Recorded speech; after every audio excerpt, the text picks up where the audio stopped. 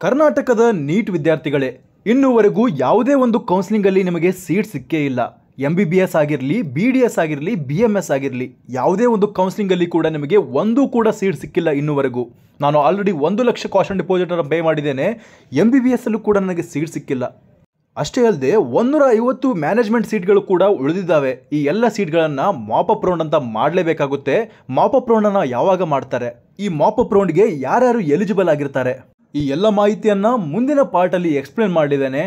ಅದಕ್ಕಿಂತ ಮುಂಚೆ ಈ KEA ಮಾಪಪ್ ರೌಂಡ್ ಇದೆಯಲ್ಲ, ಇದರ ಫ್ರೆಶ್ ರಿಜಿಸ್ಟ್ರೇಷನ್ ಇಲ್ಲಿಯವರೆಗೂ ಯಾವುದೂ ನಾನು ರಿಜಿಸ್ಟ್ರೇಷನ್ ಮಾಡಿಕೊಂಡೇ ಇರಲಿಲ್ಲ.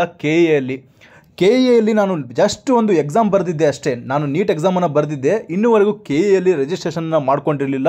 ಆಲ್ ಇಂಡಿಯಾ ಕೋಟಾದಲ್ಲಿ ಮಾತ್ರ ಪಾರ್ಟಿಸಿಪೇಟ್ ಮಾಡ್ತಾ ಇದ್ದೆ ಅನ್ನೋದಾದರೆ, ನೀವು KEAಯಲ್ಲಿ ಈಗ ಫ್ರೆಶ್ ರಿಜಿಸ್ಟ್ರೇಷನ್ನ ಮಾಡ್ಕೊಳ್ಳೋದಕ್ಕೆ ಸೆಪ್ಟೆಂಬರ್ 25, 2025 ನಿಮಗೆ ಅಲೌ ಮಾಡ್ತಾರೆ.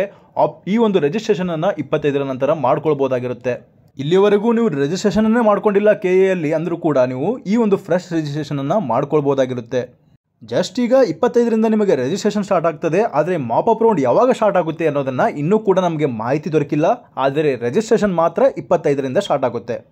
ಇಲ್ಲಿಯ ನಂತರ ನಾನು ಮಾಪಪ್ ರೌಂಡ್ಗೆ ಯಾರ್ಯಾರು ಎಲಿಜಿಬಲ್ ಆಗಿರ್ತಾರೆ ಅನ್ನೋದನ್ನು ಮೆನ್ಷನ್ ಮಾಡ್ತೇನೆ. ಆಯಿತು, ಯಾರು ಎಲಿಜಿಬಲ್ ಇರ್ತಾರೆ ಈ ಮಾಪಪ್ ರೌಂಡ್ಗೆ ಅಂದರೆ, ನೀಟ್ UGಯಲ್ಲಿ ಕ್ವಾಲಿಫೈ ಆಗಿರಬೇಕು, ಮತ್ತು ಇನ್ನೂವರೆಗೂ ಯಾವುದೇ ಸೀಟ್ಗಳು ದೊರಕಿರಬಾರ್ದು.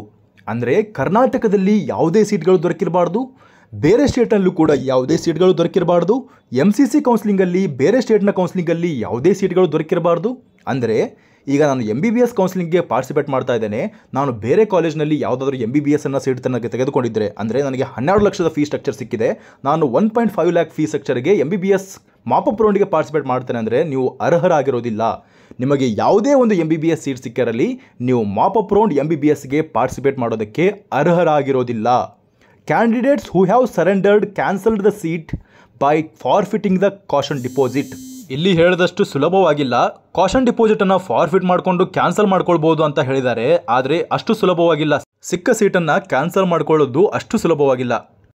ಆದರೆ ಇಲ್ಲಿ ಕೊಟ್ಟಿರುವಂತಹ ರೂಲ್ಸ್ನ ಪ್ರಕಾರ ಯಾರ್ಯಾರು ಸೀಟನ್ನು ಕ್ಯಾನ್ಸಲ್ ಮಾಡ್ಕೊಂಡಿರ್ತಾರೋ, ಅದು ಕೂಡ ಕಾಷನ್ ಡಿಪಾಸಿಟನ್ನು ಫಾರ್ಫಿಟ್ ಮಾಡಿಕೊಂಡು ಸೀಟನ್ನು ಕ್ಯಾನ್ಸಲ್ ಮಾಡ್ಕೊಂಡಿರ್ತಾರೋ ಅಂತಹ ಸೀಟ್ಗಳು ಕೂಡ ಈ ಮಾಪಪ್ ರೌಂಡ್ಗೆ ಇರ್ತವೆ, ಮತ್ತು ಅವರು ಕೂಡ ಎಲಿಜಿಬಲ್ ಇರ್ತಾರೆ ಅಂತ ಕೊಟ್ಟಿದ್ದಾರೆ.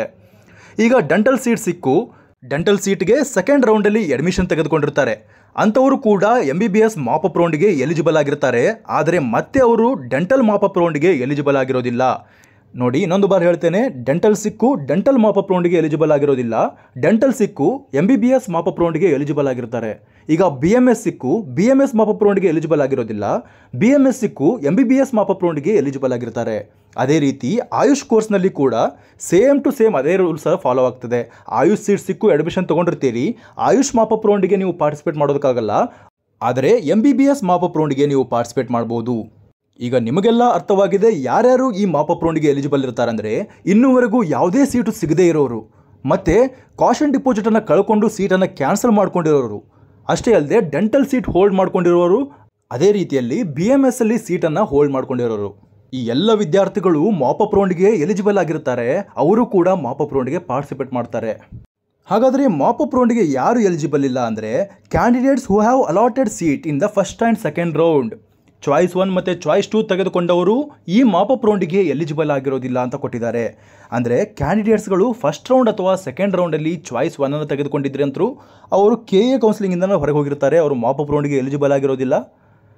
ಅದೇ ರೀತಿಯಲ್ಲಿ ಚಾಯ್ಸ್ 2 ತೊಗೊಂಡಿರೋರು ಕೂಡ ಮಾಪಪ್ ರೌಂಡ್ಗೆ ಎಲಿಜಿಬಲ್ ಆಗಿರೋದಿಲ್ಲ ಅಂತ ಕೊಟ್ಟಿದ್ದಾರೆ.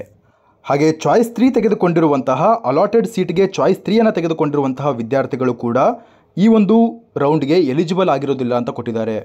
ನಿಮಗೆ ಗೊತ್ತಿರಲಿ, ಚಾಯ್ಸ್ 2 ತೊಗೊಂಡಿರೋರು ಆ ಸೀಟನ್ನು ಹೋಲ್ಡ್ ಮಾಡಿಕೊಂಡು ಲಾಸ್ಟ್ ರೌಂಡ್ಗೆ ಬಂದು ಕ್ಯಾನ್ಸಲ್ ಮಾಡ್ಕೊಳ್ತೇನೆ ಅಂದರೆ ಅದನ್ನು ಸೀಟ್ ಬ್ಲಾಕಿಂಗ್ ಅಂತ ಕರೀತಾರೆ. ಅವರಿಗೂ ಕೂಡ ಈ ಒಂದು ಮಾಪಪ್ ರೌಂಡ್ಗೆ ಎಲಿಜಿಬಲ್ ಆಗಿರೋದಿಲ್ಲ. ಚಾಯ್ಸ್ 3 ಹಾಕಿಕೊಂಡಿರುವಂತಹ ವಿದ್ಯಾರ್ಥಿಗಳು ಕೂಡ ಫೀಸನ್ನು ಪೇ ಮಾಡಿದರೆ ಅವರು ಕೂಡ ಈ ಒಂದು ಮಾಪಪ್ ರೌಂಡ್ಗೆ ಎಲಿಜಿಬಲ್ ಆಗಿರೋದಿಲ್ಲ ಅಂತ ಹೇಳಿದ್ದಾರೆ. ಹಾಗೆ KEAಯಲ್ಲಿ ಡೀಮ್ಡ್ ಸೀಟ್ಸ್ಗಳಲ್ಲಿ ಸೆಂಟ್ರಲ್ ಯೂನಿವರ್ಸಿಟಿಗಳಲ್ಲಿ ಮತ್ತು AIQಯಲ್ಲಿ ಯಾವುದಾದ್ರೂ ಸೀಟ್ ಸಿಕ್ಕಿದರೆ ಅಂಥವರು ಕೂಡ ಮಾಪಪ್ ರೌಂಡ್ಗೆ ಎಲಿಜಿಬಲ್ ಆಗಿರೋದಿಲ್ಲ ಅಂತ ಕೊಟ್ಟಿದ್ದಾರೆ. ನಿಮಗೆ ಅರ್ಥವಾಗಿದೆ ಅಂದ್ಕೊಳ್ತೀನಿ. ನಿಮಗೆ ಅರ್ಥವಾಗಿರದೇ ಇದ್ದರೆ ವಿಡಿಯೋನ ಇನ್ನೊಂದು ಬಾರಿ ನೋಡಿ, ಯಾರ್ಯಾರು ಎಲಿಜಿಬಲ್ ಆಗಿರ್ತಾರೆ, ಯಾರ್ಯಾರು ಎಲಿಜಿಬಲ್ ಆಗಿರೋದಿಲ್ಲ ಅನ್ನೋದನ್ನು ನಾನು ವಿಡಿಯೋದಲ್ಲಿ ಪೂರ್ತಿಯಾಗಿ ಎಕ್ಸ್ಪ್ಲೇನ್ ಮಾಡಿದ್ದೇನೆ. ಈ ಮಾಹಿತಿ ನಿಮಗೆ ಇಷ್ಟವಾಗಿದ್ದರೆ ಚಾನಲ್ನ ಸಬ್ಸ್ಕ್ರೈಬ್ ಮಾಡ್ಕೊಳ್ಳಿ, ಹಾಗೆ ನಿಮ್ಮ ಫ್ರೆಂಡ್ಸ್ಗಳಿಗೂ ಈ ವಿಷಯವನ್ನು ಶೇರ್ ಮಾಡಿ. ಯಾರು ಇಲ್ಲಿವರೆಗೂ ರಿಜಿಸ್ಟ್ರೇಷನ್ ಮಾಡ್ಕೊಂಡಿಲ್ವೋ 25ನೇ ತಾರೀಕಿಂದ ನಿಮಗೆ ಈ ಒಂದು ರಿಜಿಸ್ಟ್ರೇಷನ್ಗೆ ಅವಕಾಶವನ್ನು ಕೊಡಲಾಗುತ್ತೆ. ಅಂತಹ ವಿದ್ಯಾರ್ಥಿಗಳಿಗೂ ಈ ಒಂದು ವಿಡಿಯೋನ ಶೇರ್ ಮಾಡಿ. ಧನ್ಯವಾದಗಳು.